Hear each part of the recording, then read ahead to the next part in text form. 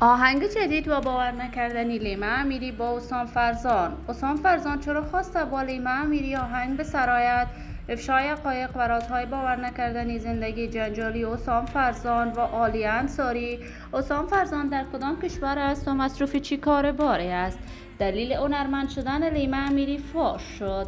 من در این ویدیو پیرامون حقایق همین ماجرا خواهم پرداخت، پس در ادامه با کانال دنیا اینفو باشید.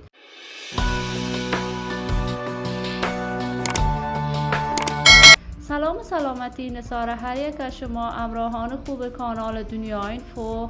من مروارید عزیزی هستم. برای حمایت از من علامت سابسکرایب را فشار دهید تا ویدیوهای دیگر کانال دنیا اینفو را از دست ندهید.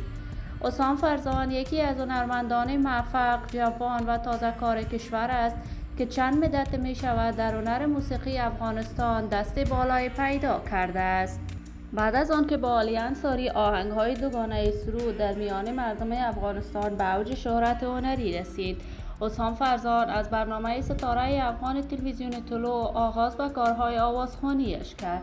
مدت فراوان می شود حسام فرزان در کشور کانادا زندگی می کند و در کانادا مصروف ادامه تحصیلاتش است، اما گاه برنامه‌های هنری و رسانه‌ای هم برای دوستداران و طرفداران صدایش برگزار می کند.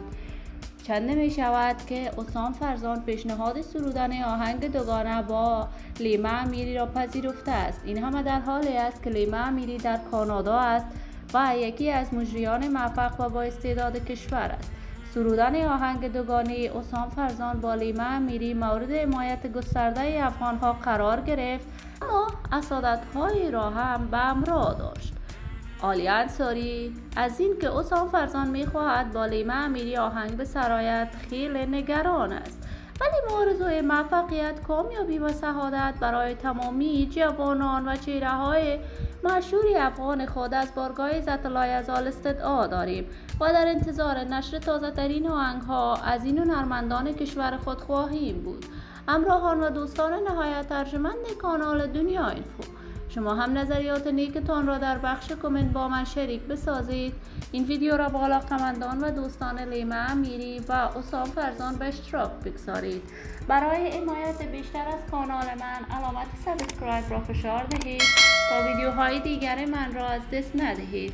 تا درودی دیگر تمام شما نازنینان را به الله منان سپرده موفق و کامیاب باشید.